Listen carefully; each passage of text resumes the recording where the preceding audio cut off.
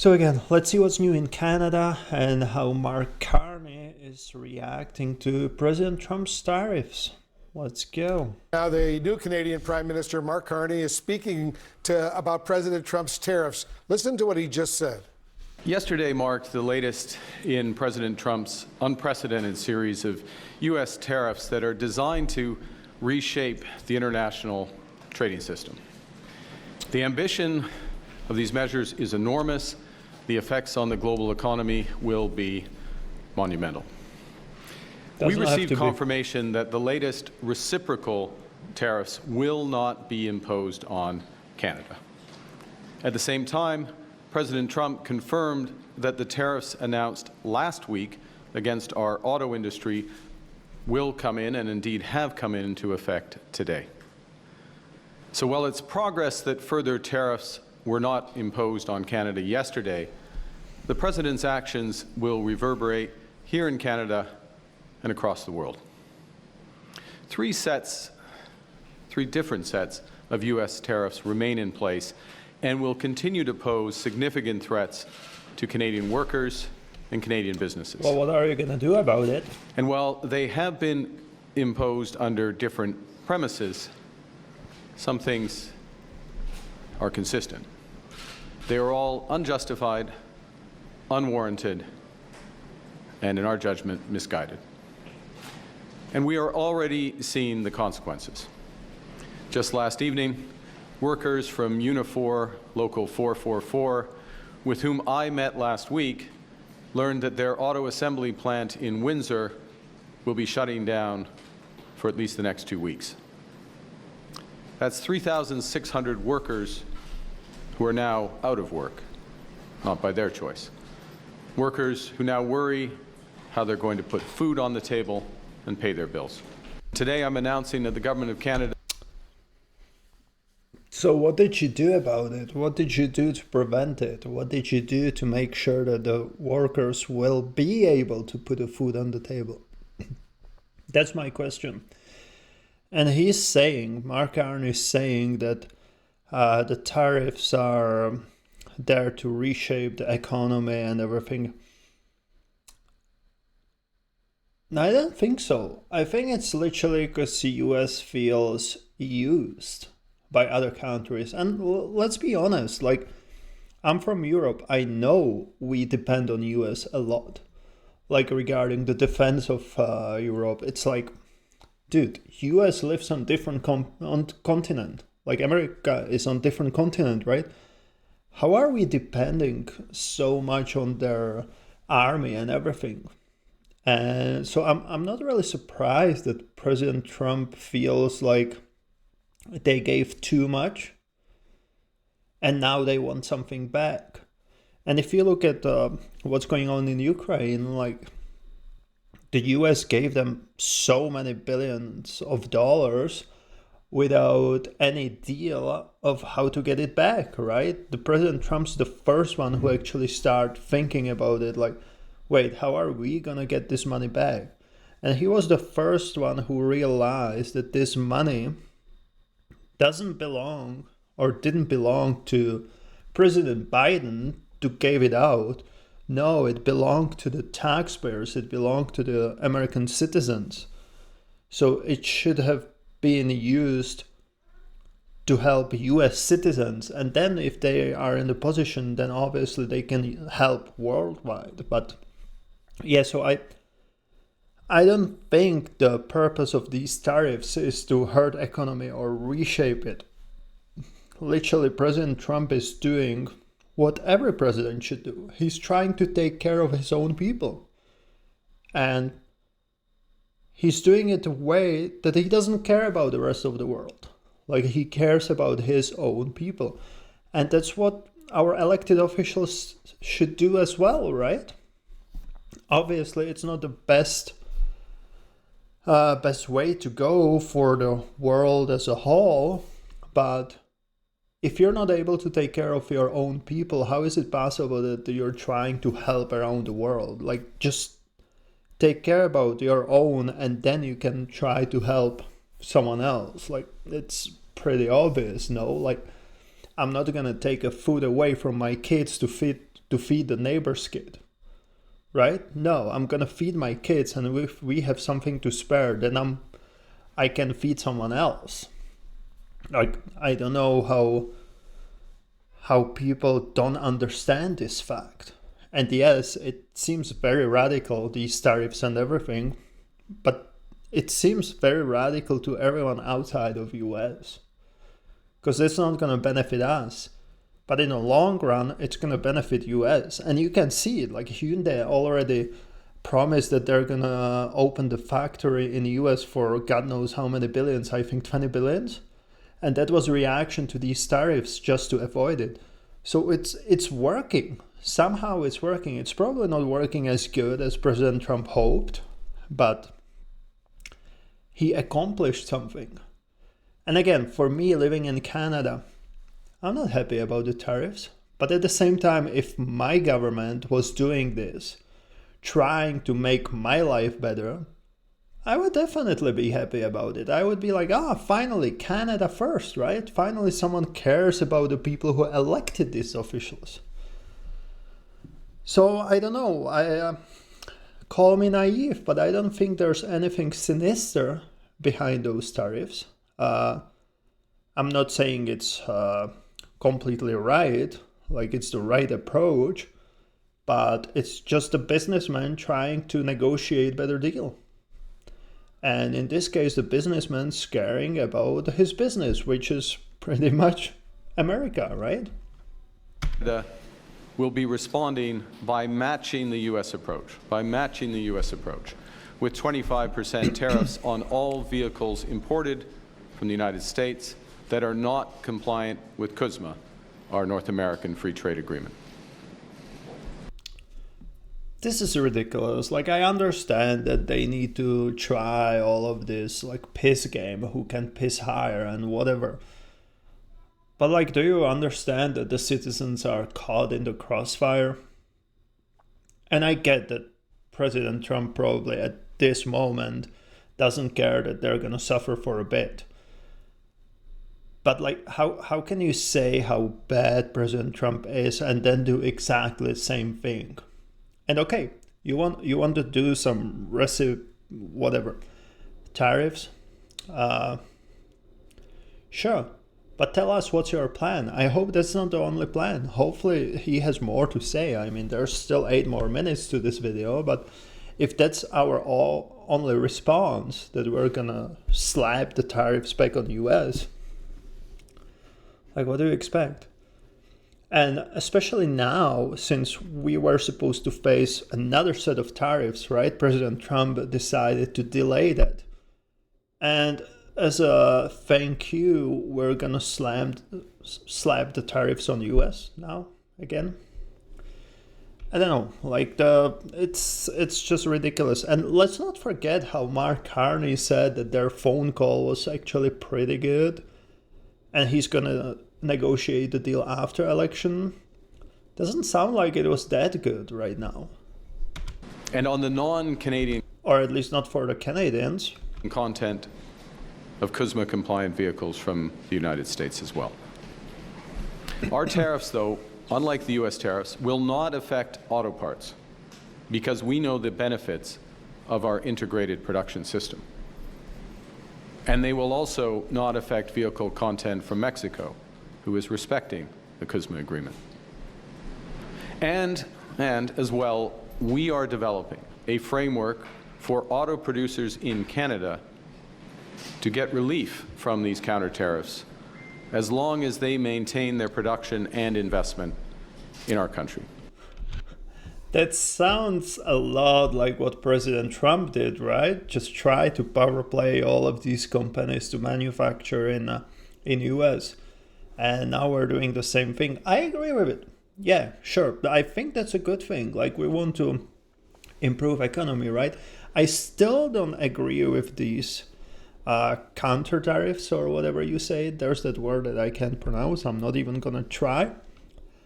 But yeah, at least this makes sense, that we're gonna try to bring the business back to Canada. But let's talk about it. How many parts are actually manufactured in North America in general. I don't know about automobile industry, but like other than that, most of the manufacturing is done on the different continents, right? So how are the tariffs handled on that? Like, does it depend on the headquarter of the company, or what's going on there? Also, what's up with Mark Carney's investment firm? What was it called? Rockwell or something like that? Which is now based in US. We used to be based in Canada. I know it's not about automobile industry, but I wonder if we're gonna end up slapping tariffs on them as well, or if somehow they're gonna escape because of the connections. We'll see. And joining us now, the former Premier of Quebec, Jean Charest. He's also the former Deputy Prime Minister of Canada. Premier, thanks so much for coming in. So what's your reaction to what we just heard from your Prime Minister? Well, Prime Minister Carney had been very clear, Wolf, that if there were to be tariffs or new tariffs, that Canada would retaliate. I mean, he's always been very, very clear about that. So what I understand, he's announcing today what will be a tit for tat on tariffs for autos. And so that was to be expected. The money that will be drawn from those tariffs are going to go to the workers who in Canada who will be affected. And the automotive industry, our expectation is that the automotive industry throughout all of North America, Mexico, will have a very big... Like, how many times the money collected on the taxes actually went to the workers or to the people who deserves that, or to the Canadians in need? Like, in the last 10 years, I don't think it stayed in Canada, all this money. And look, the situation in Canada went really downhill. And yeah, we're talking about retaliatory tariffs, which, again, I don't know, sounds kind of silly to me.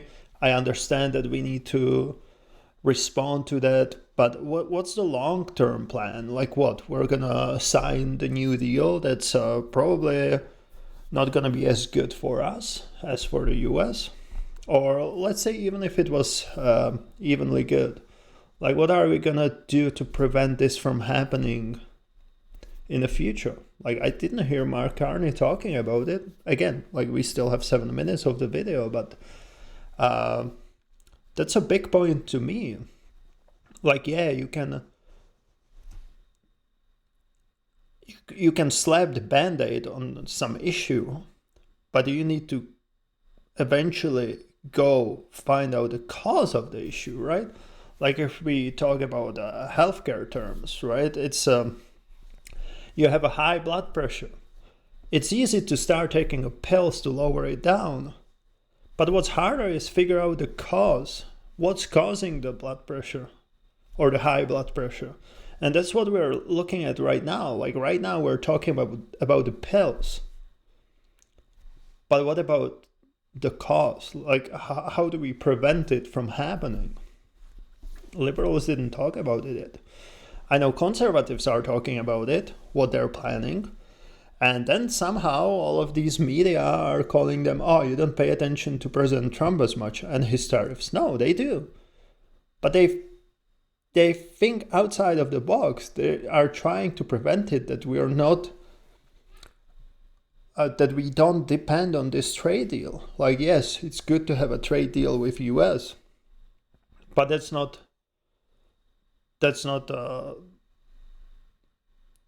something that will promise us great future, right? Like, you saw it literally within 3 months. US elected new president. Then President Trump took over the office. And now we have tariffs. And the relationship we had with US for years completely changed, pretty much kind of a day-to-day, or let's say in the span of 3 months. Like, what are we going to do to prevent this? Because guess what? In 4 years, there's going to be a new president in the US. What if it's going to be someone with the different ideas than President Trump? What if they decide to change it again? Are we really going to be in the same boat again? So far, it looks like that's what liberals are planning. Like, let's just put a band-aid on this issue and move on. Well, that kind of actually sounds like liberals' attitude in this last 10 years, right? What U.S. exports to Canada will be affected, will become more expensive? Well, he's going to announce that today. I didn't see the last list, so I couldn't really tell you what will be in there. But of course, like everyone else, we're seeking to. And by the way, everyone's aware we hurt ourselves as we do this. The tariffs hurt us. We do counter tariffs. It hurts us also. It's we're in the ridiculous. world of very bad choices, and we're looking at products for which there are Canadian substitutes or substitutes from other countries than the United States. So it may be in the agri-food area, but we're going to do everything we can to protect our consumers. So American farmers are going to be impacted big time because they export a lot of stuff to Canada. Okay, let's talk about this. If you live in Canada, did you order something from Europe recently? Like in 2021, I ordered some gym clothes from, what was it, Netherlands. I almost paid double the price because of the taxes, because of the, how is it called? Well, it's a tax, but it's because it's imported from some other country. There's a specific word for it that I don't remember right now. Wait. Damn, I'll remember later. But yeah, it's pretty much a tax. That's crazy high. So since we have these tariffs, are the liberals planning on lowering this tax? Because like I said, I literally ordered the clothes from Europe it was for me, for my wife, like a lot of stuff.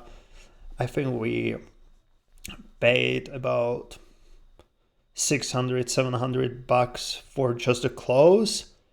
And then I ended up paying over 1,000 because of this tax. That's ridiculous. Like, so you want us to move away from US, but in the end we're gonna pay the same price like if we would buy something from the US with tariffs? Like, I hope liberals are thinking about this, like how to solve this issue. But again, I don't really think liberals care about Canadians as much, so we'll see. Canada, but you're saying it's now going to be much more expensive. And we're one of the biggest clients. And the relationship with American farmers is that we sell potash, which is absolutely essential to the farming community in the United States in the spring and the fall. And we supply 80% of it, Wolf. And we don't get it. We don't understand why the administration puts a 10% tariff on potash that hurts American farmers. I mean, it doesn't make sense to us. Same thing for energy. We live in a global energy market. We supply 60% of all the foreign oil, gas sold to the United States comes from Canada. And we sell it at a discount relative to the rest of the market. And there's a 10% tariff on energy. You produce 13 million barrels a day. You consume 20 million. We sell about 4 or 5. Sorry, so yeah, what I was talking about is import tax. Yeah, so the import tax from Europe is just ridiculous. So yeah, in the end, the question is it better for us to still buy the stuff from US even with these tariffs, or buy it from Europe with this crazy high import tax? And yeah, like if liberals decide to do these retaliatory tariffs, which they already did, at least on the automobile industry, right? Are they gonna help us to make the goods from Europe a little bit more affordable? Like lower the import tax or something like that? So far we didn't hear about it, which is it's very interesting, right? A million barrels a day. If the American administration wants lower energy prices, well, why are they putting a tariff on energy? You just heard the Trump Commerce Secretary, Howard Lutnick. Yeah. He was just here with us. He told us that President Trump is, in his words, not going to back off these latest U.S. tariffs. What do you make of what we heard from the Secretary, and what do you see as the path forward right now for Canada and the U.S.? In the case of Canada, the U.S. and Mexico, what we thought was encouraging news yesterday is that the USMCA, this trade agreement that we have, that President Trump signed in 2018, 18 is maintained. And for us, that's significant because it means that we can give a framework to the economic relationship and avoid what we've been experiencing since the election, day-to-day announcements about tariffs that may or may not happen. By the way, microchips, pharmaceutical products are now on the docket and to come. So the maintenance of the USMCA is a major move for us. It's very important. It's good news. It means, and we will negotiate in good faith, and recognizing that both countries have greatly benefited from our trade relationship, actually. And we live in a world, by the way, let's take autos. We live in a world where no single product is made in one country. It doesn't exist anymore. Whether it's autos or any other product, I mean, that world is gone. So in the automotive industry, parts can go back and forth between the border 5 or 6 times before they're finally assembled in an auto plant. It's so true, Wolf, that I think we calculated probably 50% of what we export to the United States and Canada comes from the United States. Why would you tariff that? We're seeing markets, not only here in the United States, but around the world, I assume in Canada as well, fall right now in the wake of these latest Trump tariff announcements. How concerned are you that potentially, God forbid, we could all be facing not just a domestic recession, but a global recession? Well, and when you strip away all the rhetoric and the speeches around all of this, we cannot defy the laws of gravity, too long. And it's pretty simple. Increase cost, increase inflation, increase interest rates, and you're going to get a slowdown in the economy. And we are concerned that there will be a recession. We believe the probability of that is very high, and it not only in the United States but in the world. If the United States go into a recession, so will Canada. Yeah. And so in that respect, sadly, and all of this was unnecessary. We didn't have to go there. And the view of Canadians, all of this was unnecessary, but somehow Canada depended with everything on the US. So,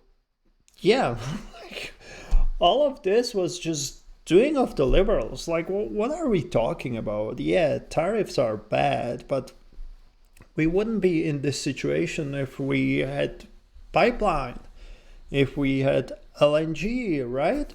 Like, we had opportunities to prevent this, and somehow we let this happen. And now what we're talking about, or what I'm hearing about, is again, we're gonna put all the eggs in one basket, and the basket is just the trade deal with US and Mexico. Like, what are we talking about? I hope there's really something going on behind, because look, President Trump slapped the tariffs on the European Union as well, right? So why aren't we try to negotiate a deal with European Union? Like, they already have some kind of infrastructure to move the goods from US to Europe, right? Well, the US is just a few thousand miles away from here. Like, why don't you try to explore that deal? And then again, we have natural heritage that we can use in Canada. We can sell it to Europe. And I mentioned it before, but like, if we start selling the oil to Europe, guess what? They're going to become less dependent on Russia. And guess what's going to happen after that? Russia is not going to have as much money to fund the war in Ukraine, right? And so that's just the oil. But what about LNG, liquid natural gas? Guess who depends on Russia with natural gas? Europe. And guess what happens if we up our production of LNG and start exporting it to Europe? Same thing like the oil. Europe will be less dependent on Russia, and that's going to help with the whole war in Ukraine. So if you look at the liberal point of view, or so far what I understand from it, the number one priority is to make a deal with US and Mexico, which is great. Like, everyone's going to make the deal with US. whenever it's going to be conservatives or NDP in power, well, NDP, it's not going to be in power. We know it's going to be either liberals or conservatives, but just an example, right? Whoever's going to win this election has to do a deal with US. The question is, what are you going to do after you have this deal? Like, you don't want to put all the eggs in one basket, right? Anyway, let's say the liberals make a new deal with US. Who knows if it's going to be beneficial for Canadians or no. But then we still have the question of Ukraine. So far, the way liberals handled it was, let's send the taxpayers' money to Ukraine to support them, and let's not push Ukraine to negotiate about the peace. Literally, like, we're going to support you as long as you need, with no conditions, which is ridiculous, because in the end, I know you're supporting the part in need, right? Or nation in need, the nation who got invaded and all of that. But in the end, you're still funding the war. If you don't have any conditions like, hey, you need to negotiate about the peace, like we need to see that you're trying to negotiate about the peace. Because let's be honest, Ukraine has no chance to win against Russia. Russia is like 3 times bigger, like population-wise, than Ukraine. Maybe even more. I googled it in one of my previous videos, but I don't remember right now. But just, like, there's no way small country like Ukraine can actually defeat Russia. So now we're literally just waiting for that peace deal. And that peace deal should have been done in like 2022. Like within few months since Russia invaded Ukraine. Like, what the hell happened there? But anyway, back to the Canadian politics. Sorry, I'm just, I don't know if coffee makes me all over the place. But yeah, so liberals, make a trade deal. That's how it ends for them, like the relationship with US, tariffs. They're going to think that we're done. That's the band-aid. We don't need to do anything else, right? What are we going to do with war in Ukraine? Send them more taxpayers' money, because apparently, according to liberals, that helps. And now look at conservatives. So first, make a deal with US. Then try to become self-reliant by upping the oil production, making the pipeline from Alberta to New Brunswick, and then have a trade deal with Europe, right? Then start selling LNG to Europe, which obviously helps to defund the war a little bit from the Russia side. And then we're going to take care of the Canadian citizens. And once we're in the position that we can help, they will help. So that's very different comparing to the liberals, right? Like, one party seems to be thinking about the Canadian citizens, and the other party is just for the show. Like, I don't even know how to say it. Like, this reaction to Trump's tariff didn't persuade me to vote for liberals. We have a lot of respect for President Trump. He's elected, he's the president, he has an agenda, we want to work with him. And one of the challenges is he has a growth agenda, reducing taxes, deregulating, reducing the size of government, and the tariffs are a direct contradiction to his growth agenda. It doesn't work. And so we want to work with the Americans and our friends and allies to make the right choices, and hopefully that'll happen in the next few months. As you probably know, Canadians are canceling a lot of their travel plans to the United States. They're ditching American-made products, and actually, and this was pretty shocking to me, booing the American national anthem at various sporting events, especially hockey games. Are we? Okay, I don't think this is true. I don't think Canadians care if the product is made in the US or no. I think they care about the price. Like, once you start adding tariffs on US made goods, obviously it's not going to be as popular. But look, all of this shop local, how many times it's more expensive than just go to Walmart, right? Like, in this situation, when Canadians don't have money to pay the bills, how do you expect they're going to look if it's made in US or made in Canada?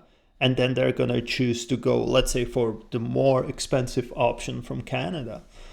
Like, obviously, with tariffs, the US goods will become the less affordable, so then it's going to turn around. But I really don't think it's a choice. I don't think Canadians go to the grocery store with, oh, I'm not going to buy anything from US. No. And the sporting events, come on, sport is different thing. Sport is all about emotions. Obviously, they're gonna boo at the American teams. Dude, Calgary is gonna boo at Edmonton. Like, it's sport. You can't really say that it has something to do with politics. Like, it's all about emotions. And that's the difference. Like, politics should not be about emotions, right? We're looking at a permanent change in the relationship, the long-standing, wonderful relationship between the United States and Canada. We are very lucky, American and Canadians, to be born in this neighborhood of the world. American neighbors are friends, they're allies, and we appreciate them, and we differentiate between political leaders and who are our neighbors.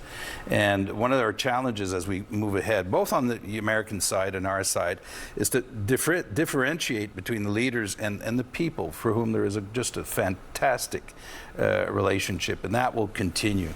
So Canadians do, by the way, they did feel, I think, hurt on these certain comments that were made, and they felt destabilized by these comments, and that's why they're reacting the way they do. But at the end of the day, is there a better place in the world to live, actually, than in Canada, between the United States and Canada? I don't think so, Wolf. That's the way we see it. Yeah, it was so awful. You heard when they were booing the American national anthem. For someone who grew up on the border with Canada and Buffalo, I couldn't believe something like that could actually happen. And that is not right. And you know, our political leaders are denounced that. And by the way, before the game starts, they try to tell the crowd, please be respectful of the anthem of the other country, as we always should be, no matter who it is. And these things happen, and they're a reaction to what's happening, and that's not an excuse, Wolf. It just should not happen. I hope it doesn't happen, because I know that in Buffalo, when the Buffalo Sabres play hockey, they always play not just the U.S. national anthem, but they also play "O Canada." Yes. And it's always very respectful. So many of the players, of course, hockey players, are from Canada, and it's the right thing to do. And they're Canadians, and we like to go to Buffalo and win. Okay, so it's very easy for politician or former politician or rich person to say that there's no better country to live in than Canada or US. In the US, like, even President Trump knows that something needs to change. I don't understand how in Canada these politicians are still so blind to what's going on to the normal people. Canada itself, like a country, if we take the politics away, financial situation away, economics, great. Culture, great. I love it. But what the politics are doing here, making it unaffordable, it's just ridiculous. Like, look, I come from Europe. We're pretty used to rent apartments over there. I started renting when I was 20. In Canada, the kids stay with the parents until 29, sometimes 30, and it's getting worse because they're not able to afford anything. The rent is literally the price of the mortgage. And now with the inflation and everything, the rent went even higher, right? The requirements to start renting are crazy as well. Like, they do full-on background check on you. Ridiculous. And who let that happen? Liberals. In the last 10 years of their reign, pretty much, right? It's, I don't know. I don't understand how they can still blame everything on President Trump and his tariffs. It's just the tip of the iceberg.